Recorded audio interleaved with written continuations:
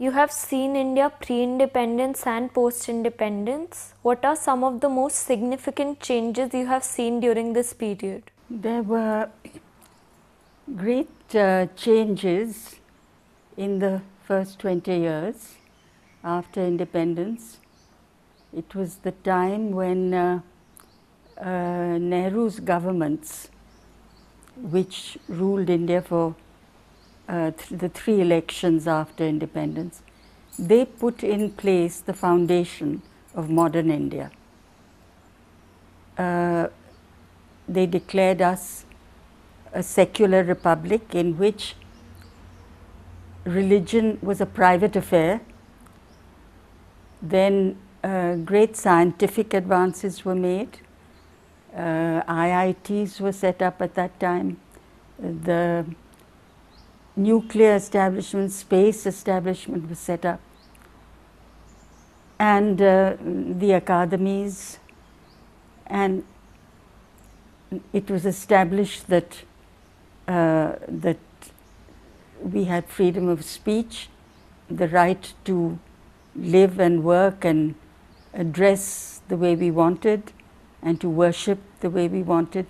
All this was laid down, you might say, in the first 20 years of independence.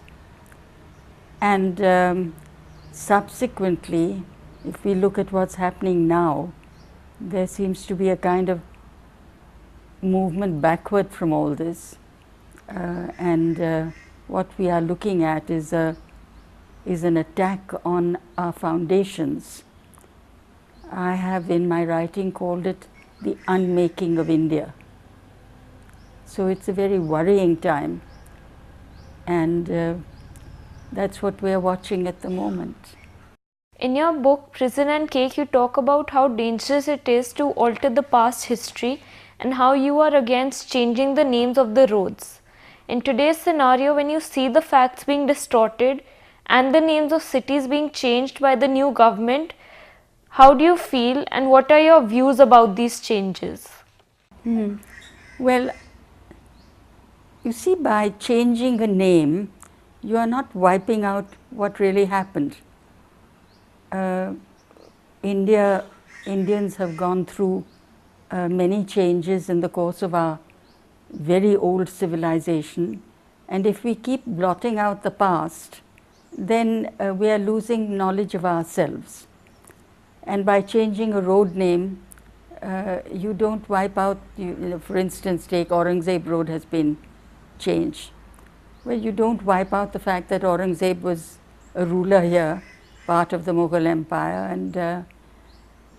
and wiping out his name makes no difference to our history. So I think it's very dangerous to wipe out all the avenues of knowledge that we have. For instance, now I have read that some of the textbooks have been changed in Rajasthan and the BJP ruled states, and they are doing things like declaring that Akbar lost the Battle of Haldighati and Maharana Pratap won it. Now that is simply not true, but young people will grow up believing that. So I think it's very dangerous to wipe out what has happened, the truth. You have mentioned in Prison and Cake that you were close to Gandhiji and you've known him since the age of 4 when you first met him and refused to give him the bouquet. Today's generation, however, is beginning to see Gandhiji as someone responsible for partition and feel that he could have avoided it. For someone who was very close to him till the very end, do you see it as a propaganda against him by the RSS? Well, that is part of what we were saying earlier of wiping out our history. They are wiping out the icons of the past, not realizing that they're kicking away the ladder. You know, when you climb up on the ladder and you are at the top, how did you get there? It was by climbing the rungs, and the rungs of the ladder are what you've inherited. That's your heritage. But instead of drawing on that and being aware of it and proud of it. The present ruling power is destroying that. In the course of that, they are wanting to wipe out Gandhi. They are wanting to wipe out Nehru. And well, I think it is very typical of what happens in fascist governments. The present ruling power is modeling itself on Hitler and Mussolini.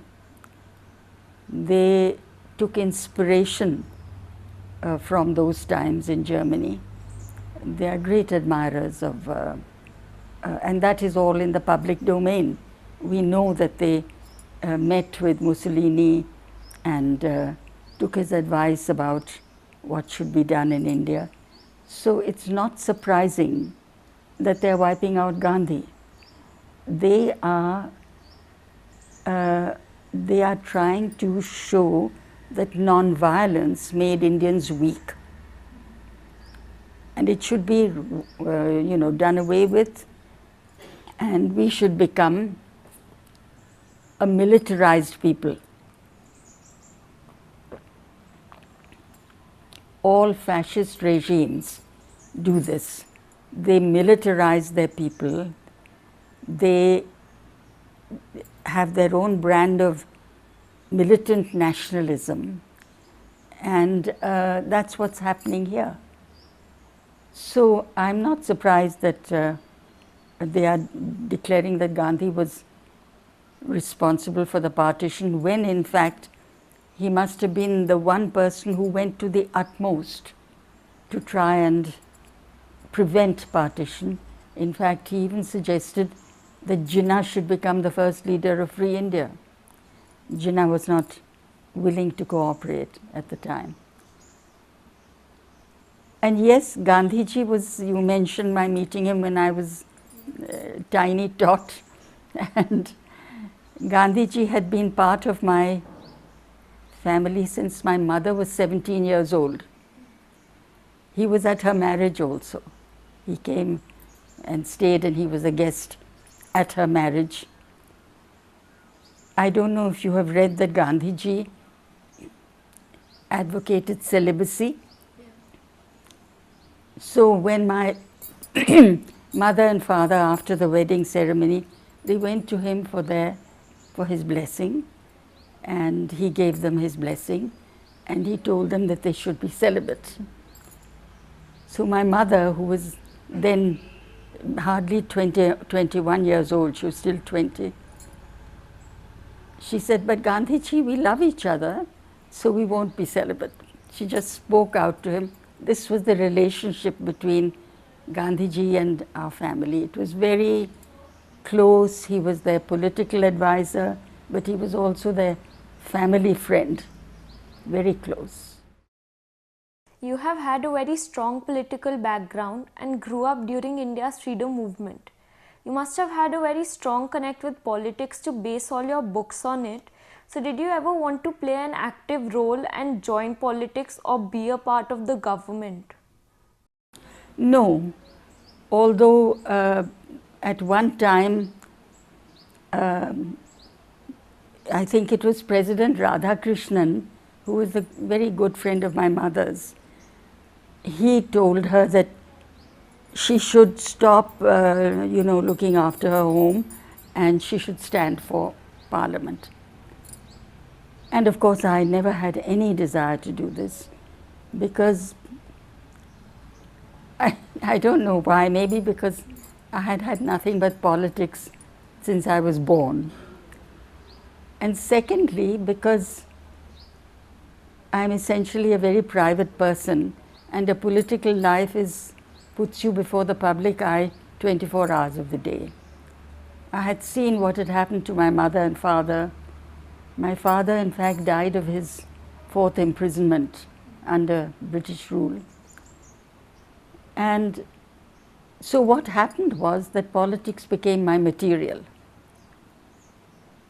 And so it has served me in that respect, that all my books have been about, not about politics, but what happens to people in a particular environment, in a particular political environment. And that has been, I think, the subject of all my novels, and you might even say that my main character has been India. It's been in my consciousness because, I grew up with a passionate feeling for India and the kind of India which Gandhi and Nehru had built. Since you were a part of the JP movement and were writing for a magazine started by Jai Prakash Narayan, what differences do you see in the political atmosphere of Bihar then and now? Yes, world of difference. Although both these gentlemen, Lalu Prasad and Nitish Kumar, I think came up through the JP movement. Students, I think, at the time or whatever. And then by the 1980s, I think they were both in Bihar politics. And I think what has happened just now, Nitish Kumar abandoning the Mahagathbandhan and moving over to the BJP is very indicative of a time in our country, not only in Bihar, where anything goes. They call it pragmatism sometimes, but there are no principles involved. In fact, we seem to be living in a time of post-truth, post-principles, post-values. We are spinning without a center at the moment. And what happened in Bihar is very indicative of that. So I find it very worrying. But yesterday I was watching a program called We the People. Yes, and there was an audience. The political speakers were on the stage, and there was a big young audience, maybe mostly university students or other young people. And I found that there was no sense of shock or disturbance at what had happened. Everybody was laughing, it was a joke. These are the times we're living in, they said, these things will happen. What else can you expect? So that I found very disturbing. There were two political parties, the JDU, the RJD, Lalu's party, and the Congress, who spoke very factually about what had gone wrong and that they felt very disturbed about the way things had been done. But otherwise, there was a sense of, who cares? These things happen, anything goes. I found that a sort of hallmark of what is happening now in the country. In your book Mistaken Identity, the protagonist is a Hindu and he is in love with a girl who is a Muslim. This is set in post-1920s, so it is obviously very difficult for them to be together, and eventually the girl is taken away. Do you think even today these kind of distances are there between Hindus and Muslims? Or are things improving in the sense that today they can be together with their family's approval? I think that in the first, decades after independence, there was a great awareness of the need for religion to be a private affair. And therefore, at least in my environment and in my experience, there was no problem about Hindus and Muslims meeting or falling in love or in other ways getting together to celebrate each other's festivals, to eat in each other's houses. And I think that whole tradition is being destroyed now by the BJP, I should say by the RSS, because their particular target is the Musalman. They've of course they want to create a Hindu Rashtra, which will divide India into Hindus and others. Others meaning Christians, Sikh, atheists, tribals, everybody else. But their main target is Muslims. They just don't seem to be able to admit that Muslims are Indians. And that has created a very poisonous climate here, which aims to stir up the worst in Indians. We have our prejudices like everybody. We are racist. There are many of us who don't like Muslims, and so on. So the worst instincts are being roused by the RSS, to the extent that we have seen mob lynchings going on of innocent Muslims who have done no wrong. So we are living in a very, very dangerous climate in that respect. You have written many books, and many of them have had a close personal connect. Some have been about your childhood and your own experiences. So is there any one particular book which is the closest to your heart? Well, the only book I've written about childhood is Prison and Chocolate Cake, and the other book of personal life and experience was called Relationship. The others have been fiction, and I don't know which I would say was my favorite, because it's hard to choose, but I would say if I had to make a choice, one would be Rich Like Us, one would be Mistaken Identity, and the third would be the one I've just written, which is going to be published in September. You have seen the Kashmir issue from the very start. Do you think there is a viable solution to this issue, or is this drift between India and Pakistan always going to be there? You know, what I'm seeing is that every state ruled by the BJP is on fire. Something is seriously wrong. And Modi's policy, his so-called surgical strikes, have inflamed the relationship with Pakistan. These, what he is calling surgical strikes, have been going on for years under the UPA also, but they kept quiet about it. He is proclaiming it all the time, that look what we're doing, which is a very foolish policy, because what you are doing should be kept quiet, not, you know, noised abroad. And he has made it so much worse on the line of control that I think more Indians, more Jawans are being killed than ever before.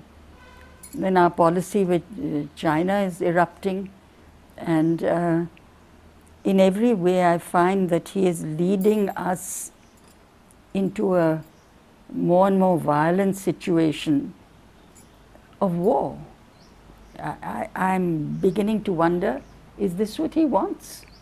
Because this is the impression we are gathering. The Vice Chancellor of JNU has asked for a tank to be put on the campus. It is really incredible. And there's an uproar against it from all sides, from all sensible people. The tank has to be put on campus to make the students aware of what the army is doing for India. It is a highly dangerous and stupid move that he's making, because how are we going to inculcate this kind of mentality in our young people? Is this what people go to university to learn? It's incredible. So as far as Kashmir is concerned, there again it's on fire, because they are in alliance with the lady. And I think she made a big mistake making an alliance with them, because it was bound to create trouble. their aim in Kashmir has been from day one to divide it into Hindu and Muslim. Jammu and the valley division is their policy all over.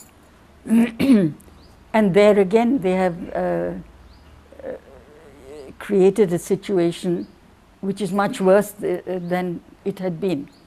It has been an inflammable, combustible situation, difficult of resolution for a long time. Therefore, any sensible government has to proceed with caution and keep talking to the people of Kashmir, whoever they may be, Hurriyat or non-Hurriyat, students, old people, young people. They haven't had the wisdom to do that, and I think it's very much worse than it ever was. And I'm wondering if there's any going back on the damage that the RSS has done over there. You have always been a strong advocate for women empowerment and yourself lived a very independent life. Even in your book, you wonder how your parents sent you to study in US. Do you see women becoming more independent in today's India? I think women have achieved a lot in today's India, enormous amount. Look at any profession, whether it's business, whether it's politics, whether it is any other side of life. You know, they have stepped out, and this has been happening since independence, because we were the only country which gave women the vote at independence. All the other countries had to fight for the vote. The advanced European countries all fought. The women had to, you know, the suffragette movement and so on took place before they got the vote. So we recognize that men and women are equal.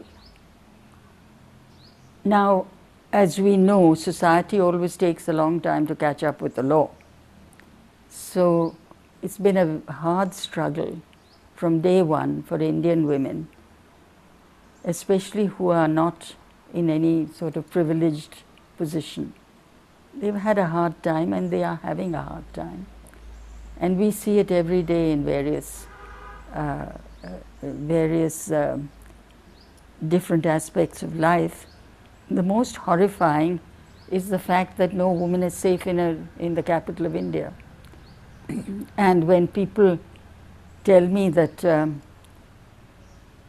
cricket is the national sport, I want to say the national sport is gang rape, because we see this happening in the most appalling way all over India, but most of all right in the heart of the capital, on public highways. And we can't say that, you know, we've got very far to make women safe or equal if these kind of things are going on. But there are Hindu women, Muslim women, Christian women. To name one, Christian Flavia Agnes, who's done a remarkable job of liberating herself from an appalling personal situation of physical abuse, and gone on to make great strides for the benefit of women. She's now got an organization called Majlis, and she's at the moment concerned with the rights of Muslim women. And other women, Savitribai Phule in Maharashtra, there's so many names of women who've worked for women. And I'm afraid that has to keep going on, because we are nowhere near where we can say that all women in India enjoy equal rights. They do not. During emergency, censorship was very common and the press could not write what they wanted to. We see this being repeated even today. I'm sorry to say that I find much of the TV media has caved in. I find it very difficult to listen to the news now, because it is so sycophantic. There's not one channel almost where you can get balanced news. where you can really find out what's happening. It is all controlled now by the government. 3/4 of the electronic media is controlled by the government. Fortunately, our press is still, to a large extent, to a significant extent, still free. And there are newspapers who have not bowed down before this bullying. But we have got censorship. There have been attacks on films being made, on authors, on artists. You know, it is all exactly what happens in a classic fascist situation. I'm not at all surprised that it is happening. What else can happen under RSS rule? You visit many literature festivals. In what ways do you think the Chandigarh Literature Festival is different from the others which you have been attending? You know, when I returned my Academy Award, at that time, we had formed a group called Indian Writers Cultural Forum, and we had decided that we should speak out on every occasion possible. And that is why we, and certainly that's the reason why I do go to all these festivals when they invite me. Because normally I would have maybe preferred not to, maybe sat at home. But it is a job we feel that has to be done to keep the situation before the public. So yes, I have been going to a number of them, and it is always rewarding because you meet other writers, you meet the public. But I think the Chandigarh Lit Fest is different. It seems to be the only one which, correct me if I'm wrong, where the critics come into it. Criticism of literary works. I don't think any other Lit Fest is doing that.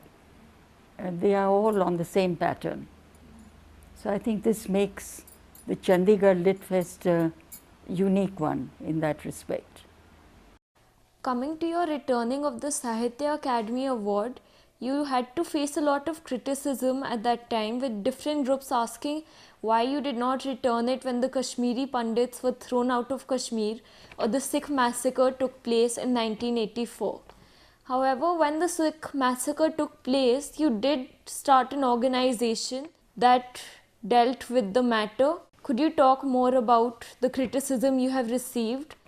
No, the criticism that we were all confronted with is, if I may say so, extremely stupid because it doesn't relate to the situation. First of all, the reason why I returned my Academy Award was because 3 writers had been murdered, and the Sahitya Akademi had not said a word in defense of them. And it had nothing to do with any other situation. It was because I do not approve of murder. The Sahitya Akademi is supposed to be the guardian of literature, and it had a duty to speak up at that time. It is meant to be a independent organization, independent of government, but it proved that it was not. It was bowing down to, again, it was being completely sycophantic and keeping quiet. That's the reason I returned the award. No other reason. And as for the Sikh, the massacre of Sikhs, again, they are very stupid. They don't read or they don't know what I've done. I was one of the founder members of the PUCL. I was a vice president of the PUCL at that time. And our organization was either the first or the second to do a complete investigation on the massacre of the Sikhs and put out a report. I think PUDR did the first report and PUCL was the second. So we acted at once. No time was lost. So these are the stupid things that they say. Another stupid thing I heard some BJP man say to a member of the audience about this issue, why did you not speak up at the time of the emergency? And he said, because I wasn't born. You know, they just make this kind of attack which is ignorant and ridiculous. Being Prime Minister Nehru's niece, you were very close to him. During his tenure, India progressed to greater heights, and he worked extensively on building good international relations. He also established the NAM. How would he have viewed today's India? Well, I think his first message would be that we are one people. Don't divide us into Hindu, Muslim, Sikh, and so on. We are one. And what the RSS government, I have to say that because that's what it is, has done from the beginning is to divide us, to polarize us, to make us a country of Hindus and others. This is precisely the horror that was created at partition by the demand for a Muslim nation for Muslims. And what Nehru and his distinguished colleagues accomplished, and what Gandhi had accomplished, was that we are one. And this whole idea has been murdered by the RSS. So his first message would have been that we are one and we will not submit to being partitioned again into all these other communities. And then he would have been appalled at what is happening to the scientific base that was established. His great objective was to make especially the young scientific minded. That is being undone every day by ridiculous statements. First of all, by the Prime Minister saying that Ganesh's nose was grafted on, by Vedic surgery. And then all kinds of other ridiculous statements have been made and have been put into our textbooks, so that all that was built up to make young Indians conscious of science and the scientific method are being destroyed. And I think this would have appalled him, as well as the fact that freedom is being limited in so many ways.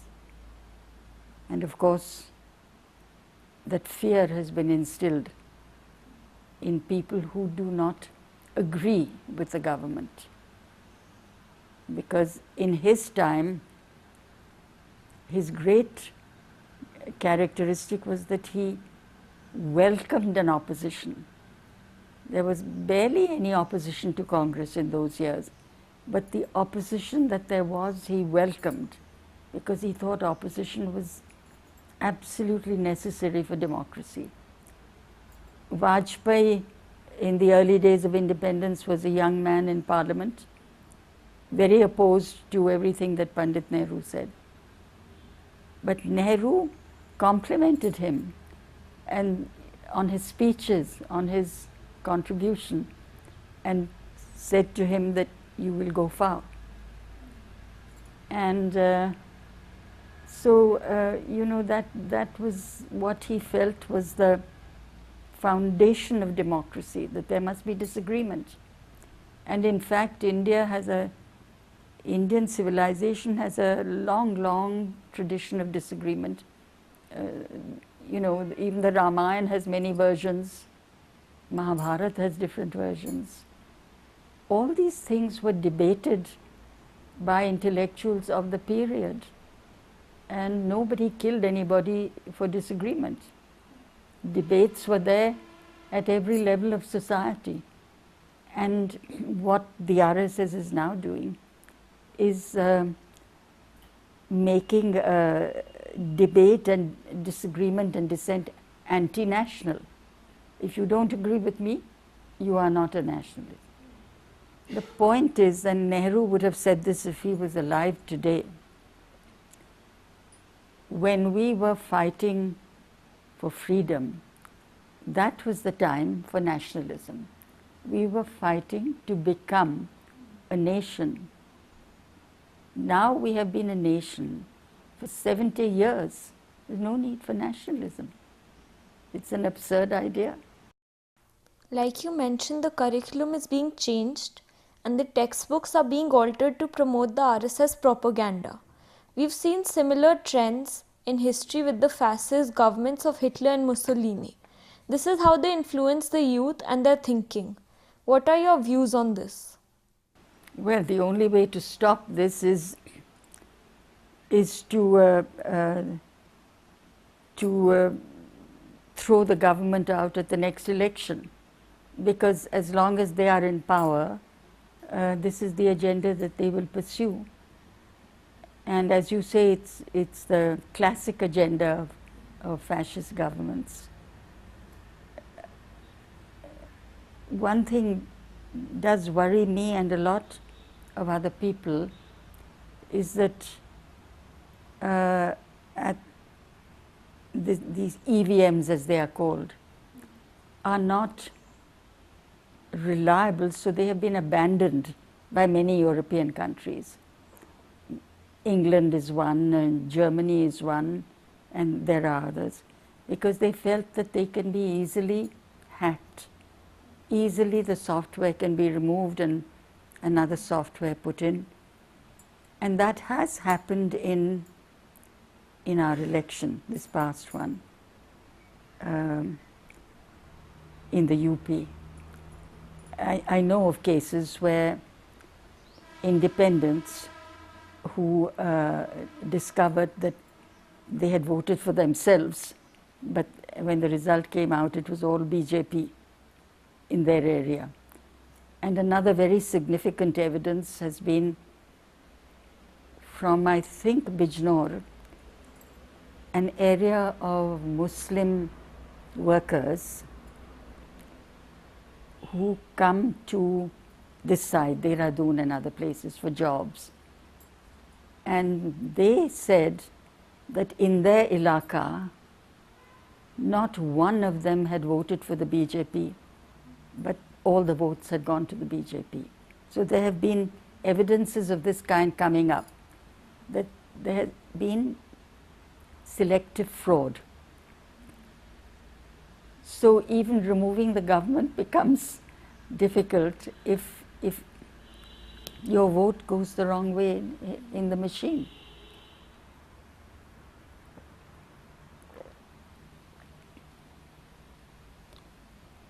But aside from that, there is no other democratic way to remove a government but to convince people. And I know that more and more people are becoming convinced that nothing is happening that was promised. There was a very interesting article in the New York Times just the other day outlining the details of Modi's policy statements during his election, and that exactly nothing has happened thereafter, and that economically we are in a mess. Demonetization, GST, these moves were planned without any preparation, and so they have been disastrous. But on the TV we only hear what a success they have been. So more and more people are becoming disillusioned and aware that all the jobs that had been promised, all the changes that had been promised are not there. One of the reasons that the present government came to power with an absolute majority was the corruption during the UPA regime and also a lack of leadership. Do you think a strong opposition headed by an equally strong leadership could impact the coming 2019 Lok Sabha elections? And do you see a possibility of all other left parties coming together to unite against the present government? Well, yes, what you're saying is very true, and that is the depressing part of the scene today, is that the efforts the opposition was making have been pulled apart by Nitish Kumar leaving the Mahagathbandhan. So otherwise, when they were together, they made a huge change in Bihar. So it can be done, it can happen, but this present act of Nitish Kumar has been a great setback. Then, as you say, there's no sign of a strong leader who will, unite the opposition. The one hope I have is on the young leadership of the Congress, younger leadership, Sachin Pilot, others like him, who are Manish Tiwari, many others. They are highly experienced by now, capable, articulate. They have all the facts at their disposal. They know the situation on the ground. So they are people who, if the Congress was smart, would put them forward to lead. And another young man, very young, he's 27 years old, I heard on the TV, was Tejasvi Yadav, Lalu Prasad's son. I have to say I was very impressed with his debate in the Bihar Assembly. He had everybody sitting up, including the BJP, saying, some of them said, we didn't expect him to be so capable and so well informed and so confident, the way he spoke. So a young man like Tejasvi Yadav, I think there's great hope for India. There's huge hope for India. This is a country of a billion plus and a young country. So there's really great hope. But whether it can be achieved in the short run, at the next election, I'm not sure, unless, and that can still happen, politics changes very fast. There's still, a couple of years to go. So it still could happen if it has the energy to bring up strong leadership. Congress has been accused of dynasty politics. Do you think Pandit Nehru approved of it? Do you think looking for a new leadership in Congress is the solution? Absolutely. I have been against dynasty ever since Mrs. Gandhi started it. It was she who appointed her son as successor. Now the whole of India has got dynasties in power. Almost, I should think, the majority of states have their families in power. So it's an epidemic of dynastic succession. But yes, I think removing this from the Congress would give a chance to all these extremely intelligent and capable men and women to come up and show their mettle. We're very excited for your new book that is coming out this September. And there's been a long gap because I think your last book came out in 1988. 2003. 2003, sorry.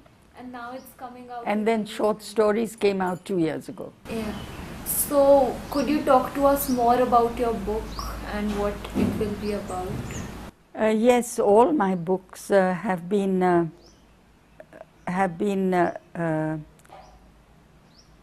written in a particular political atmosphere and how people reacted to that, how it affected the lives of people.